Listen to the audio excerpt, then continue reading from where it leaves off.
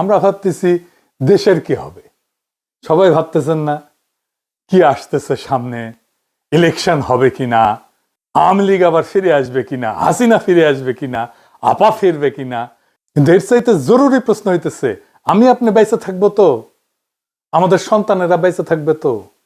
হাসিনা তো আমাদের সন্তানদের পাখির মতো গুলি করে মারছে, কিন্তু আজকের সরকারও মারতেছে আমাদের আর আমাদের সন্তানদের। তবে ধীরে। আলাপ শুরুর আগে একটু গৌরচন্দ্রিকা করে নিই। আমি বাংলাদেশের মানুষের অনেক বাস্তব সংকট মোকাবেলার জন্য বেশ কিছু সমাধানের পথ বাতলাই দিছিলাম। চাইলে প্রফেসর ইউনূসের সরকার অনেকগুলোই বাস্তবায়ন করতে পারতো, করে নাই।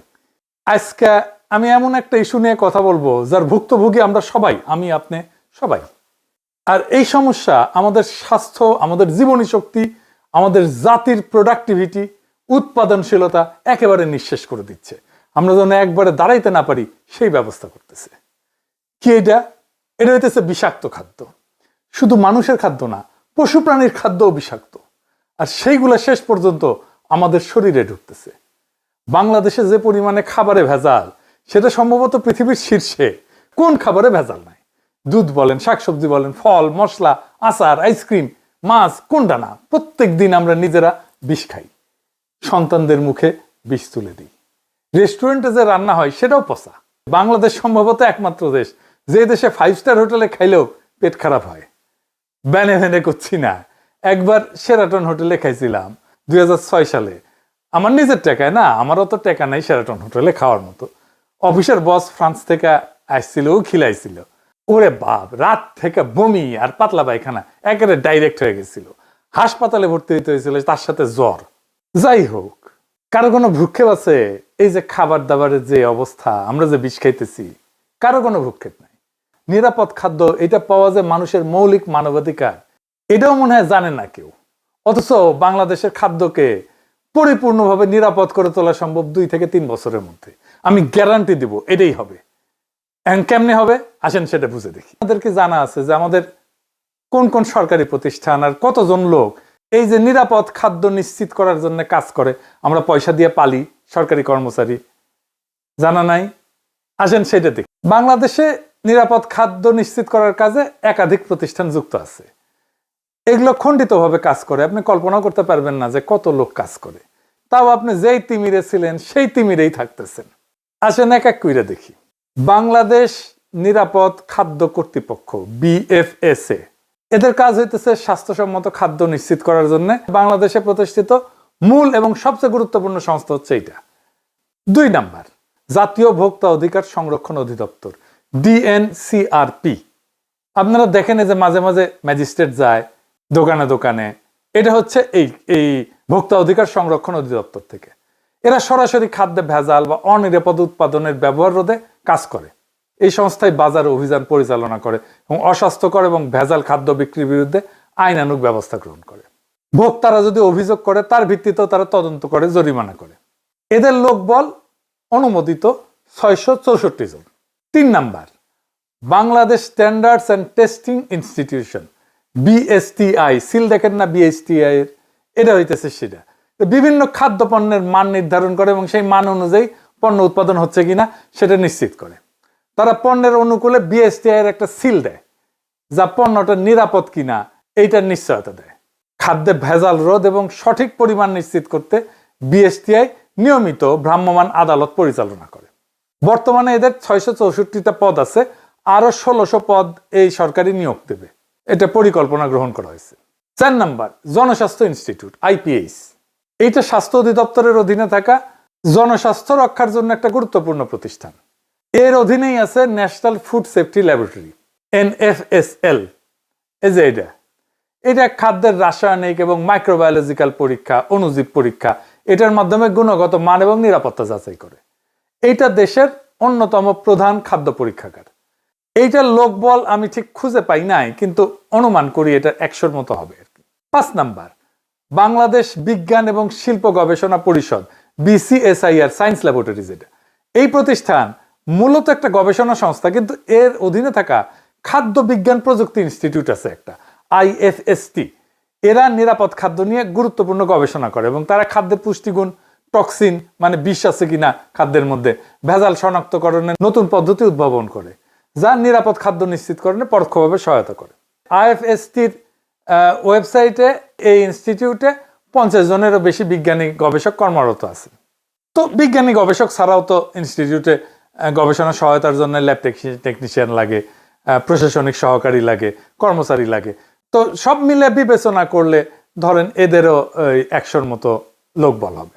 এই প্রতিষ্ঠানগুলো ছাড়াও স্বাস্থ্য অধিদপ্তরের স্যানিটারি ইন্সপেক্টর এবং সিটি কর্পোরেশন এবং পৌরসভার স্বাস্থ্য বিভাগ মাঠ পর্যায়ে রেস্তোরাঁ যারা খাবার বিক্রি করে এই সমস্ত প্রতিষ্ঠান পরিদর্শন করে নিরাপদ খাদ্য নিশ্চিত করে।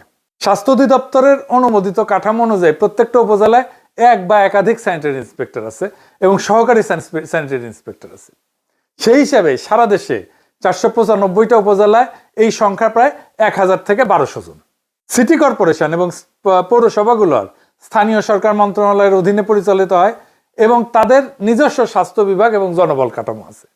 এদের লোকবলের সংখ্যা প্রতিষ্ঠানের আকার, আয়তন এবং বাজেটের উপর ভিত্তি করে ভিন্ন ভিন্ন হয়। তো ধরেন ইন্ডিয়ায় ঠিক একই কাজ কতজন করে জানেন? 27,500 জন। বাংলাদেশের জনসংখ্যা তো প্রায় 17 কোটি। তো মোট লোকবল হচ্ছে 4,500-এর মতো। প্রায় প্রত্যেক 39,000 জনের জন্য একজন পরিদর্শক। ইন্ডিয়ার জনসংখ্যা 140 কোটি। লোকবল আছে প্রায় 25,000 ধরলাম আর কি, 25 থেকে 30,000 ধরলাম, 27,500 গড়ে। তো তাইলে প্রত্যেক 51,000 জন মানুষের জন্য একজন পরিদর্শক। তাইলে আমাদের লোকবল ইন্ডিয়ার চাইতে বেশি। তাইলে ইন্ডিয়ার চাইতে কি খাদ্য আমাদের দেশে বেশি নিরাপদ? আসেন সেটা দেখি। ইন্ডিয়া একটা গবেষণা হয়েছিল এবং পাওয়া গেছে যে 42% খাবারে ভেজাল পাওয়া গেছে। তার মানে 58% খাবার ভালো। আমাদের দেশে ভেজাল কত? 76% খাবারে ভেজাল, মানে 24% খাবার ভালো। তাহলে আমাদের এই 4,500 লোক বল কি বাল ফেলাইতেছে? কিচ্ছু না। অন্তত ইন্ডিয়া স্ট্যান্ডার্ড তো মেনটেন করবে। কি ভয়াবহ অবস্থা বিরাজ করতেছে দেখেন। তাহলে এখান থেকে উত্তরণের পথ। আচ্ছা, এবার আলাপে যাওয়ার আগে আরেকটা তথ্য দেখে নি। আমেরিকাতে কতজন কাজ করে নিরাপদ খাদ্য নিয়ে কাজ করতে? 5,500। যুক্তরাষ্ট্রে জনসংখ্যার হিসাবে প্রত্যেক 61,000 জনে একজন খাদ্য পরিদর্শক কাজ করে, একজন খাদ্যকর্মী। মানে আমরা আমেরিকার চাইতে বেশি লোক নিয়ে আমরা কিছুই করতে পারতেছি, কিছুই করে না। এরা হয় জানে না অথবা কাজ করে না, বসে থাকে খালি বেতন গুনে। তাইলে এগুলোর পাবলিকের ট্যাক্সের টাকায় পাইলে লাভ আছে? নাই। সরকারের কি কোনো মাথা ব্যথা আছে? নাই। যেভাবে চলতেছে কেউ প্রশ্ন করে না। এইটা নিয়ে যে কাজ করতে হবে সেটাও কেউ বলে না। তাইলে এখন আমাদের কি করতে হবে? এই যে জটিল অবস্থা, এই জটিল অবস্থা সামলানোর মতো প্রতিষ্ঠান আমাদের নাই। একটা প্রতিষ্ঠান আছে যেটা মোটামুটি ভালো কাজ করে, সেটা হইতেছে ড্রাগ অ্যাডমিনিস্ট্রেশন। ড্রাগ অ্যাডমিনিস্ট্রেশনকেই আমাদের মূল ইনস্টিটিউট করে সবগুলো খুচরা খাচরি যেগুলো বিভিন্ন জায়গায় ছড়াইছিটা আছে সবগুলোকে ড্রাগ অ্যাডমিনিস্ট্রেশনের আন্ডারে আনতে হবে এবং আমাদের নাম দিতে হবে আমেরিকার মতো ফুড অ্যান্ড ড্রাগ অ্যাডমিনিস্ট্রেশন।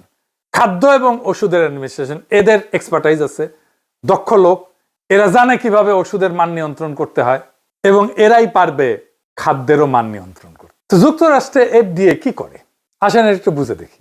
1 নম্বর, খাদ্য নিরাপত্তা এটা নিশ্চিত করে, ওষুধ নিয়ন্ত্রণ করে, চিকিৎসা যন্ত্রপাতি মেডিকেল ডিভাইস এটা নিয়ন্ত্রণ করে, ভ্যাকসিন এবং বায়োলজিক্স আরেক ধরনের ওষুধ সেটা নিয়ন্ত্রণ করে, তামাক নিয়ন্ত্রণ করে এবং কসমেটিক্স এবং সাপ্লিমেন্টস নিয়ন্ত্রণ করে। সাপ্লিমেন্টস মানে যে ভিটামিন টিটামিন এই সমস্ত, প্রোবায়োটিক ইত্যাদি ইত্যাদি। বাংলাদেশে FDA ধাঁচের একটি শক্তিশালী দপ্তর করতে হইলে জনবল ধাপে ধাপে বাড়ানো বাস্তবসম্মত। প্রথম ধাপে আমাদের যা লোক আছে সবগুলোকে একসাথে নিয়ে এসে এটার আন্ডারে রাখতে হবে এবং ফুড অ্যান্ড ড্রাগ অ্যাডমিনিস্ট্রেশন এটা স্বাস্থ্য মন্ত্রণালয় থেকে বাইর করে নিয়ে এসে এটাকে একটা স্ট্যাটিউটরি বডি করতে হবে। এইটা থাকবে প্রাইম মিনিস্টারের কার্যালয়ের অধীনে। এইখানে আমার হিসাবে মোটামুটি 10,000 লোক বল যদি আমরা দিতে পারি, 10 থেকে 11,000, তাইলে এটা খুবই ভালো কাজ করবে, একদম আমেরিকান স্ট্যান্ডার্ডে কাজ করতে পারবে। তাইলে যে সমস্ত খণ্ডভাবে খাদ্য এবং ওষুধ নিয়ন্ত্রণে বিভিন্ন সংস্থা আছে সেটাকে একটা ছাতার নিচে আনতে হবে। প্রথম ধাপে ডিরেক্টর ড্রাগ অ্যাডমিনিস্ট্রেশন DGDA এবং BFSA যেটা নিরাপদ খাদ্য কর্তৃপক্ষ, এই দুটোকে একীভূত করতে হবে। কারণ এই দুই প্রতিষ্ঠানই যথাক্রমে ওষুধ এবং খাদ্যের মূল নিয়ন্ত্রক। এরপর ধাপে ধাপে Bangladesh standards and testing institution BSTI এর পরীক্ষাগার, তার ক্ষমতা, এর মান নির্ধারণের অংশ এটা যুক্ত করা যেতে পারে, ভোক্তা অধিকার সংরক্ষণ অধিদপ্তর এটা যুক্ত করা যেতে পারে, বাজার নজরদারির অংশটা। তাহলে মাঠ পর্যায়ের কার্যক্রম শক্তিশালী হবে। তামাক নিয়ন্ত্রণ সেল এটা স্বাস্থ্য মন্ত্রণালয় আছে এবং শিল্প ও বাণিজ্য মন্ত্রণালয় আছে। তো এইটা দুই জায়গা থেকে আলাদা করে এই এফডিএ এর আন্ডারে দিতে হবে। আর কসমেটিক্স, আমি জানি না কসমেটিক্স কেউ দেখে কিনা, কসমেটিক্স এবং সাপ্লিমেন্টস নিয়ন্ত্রণের জন্য ডিজিডিএ এবং বিএসটিআই থেকে নতুন দপ্তরে স্থানান্তর করলে পুরা খাত একটা ছাতার নিচে চলে আসবে। এইভাবে ধাপে ধাপে আগাইলে বিচ্ছিন্ন সংস্থাগুলো একীভূত হয়ে একটা পূর্ণাঙ্গ food and drug administration of Bangladesh গড়ে উঠবে। আমি আগেই বলছি যে পুরা দপ্তর সাজাইতে 10 থেকে 11,000 লোক লাগবে। যদি আমরা এটা আমেরিকান স্ট্যান্ডার্ডে চাই, আমাদের হাতে আছে 4,500 লোক, তামাক নিয়ন্ত্রণের সাথে যুক্ত আছে প্রায় 1000-এর মতো, তার মানে 5,500 হইল। আর ড্রাগ অ্যাডমিনিস্ট্রেশনে প্রায় 1100 লোক আছে, তার মানে 6,600 লোক আমার কাছে এখনই রেডি, আমরা তাদেরকে বেতন দিই। এই জনবল আমার এখনই আছে। তো কোন দপ্তর কিভাবে কোথায় যাবে তার একটা খসড়া করছি এইভাবে। এইটা সাহেব এটা একটু পাশে দেখান, আমি বলতেছি। প্রথমে আসবে ওষুধ প্রশাসন অধিদপ্তর ডিজিডিএ, এইখান থেকে ওষুধ নিয়ন্ত্রণ হবে, মেডিকেল ডিভাইস ভ্যাকসিনের নিবন্ধন হবে, মান নিয়ন্ত্রণ হবে, কসমেটিক্স এবং সাপ্লিমেন্ট সংক্রান্ত সব দায়িত্ব সরাসরি ফুড অ্যান্ড ড্রাগ অ্যাডমিনিস্ট্রেশন বাংলাদেশে চলে আসবে। এরপরে যুক্ত হবে বাংলাদেশ নিরাপদ খাদ্য কর্তৃপক্ষ বিএফএসএ। খাদ্য নিরাপত্তা আইন, নীতি, ফিল্ড পর্যায়ের সমস্ত তদারকির ক্ষমতা ফুড অ্যান্ড ড্রাগ অ্যাডমিনিস্ট্রেশন বাংলাদেশের খাদ্য নিরাপত্তা বিভাগে স্থানান্তরিত হবে। বিএসটিআই থেকে খাদ্য এবং কসমেটিক্সের মান নির্ধারণ হবে এবং পরীক্ষাগার কার্যক্রমের একটা অংশ যুক্ত হবে।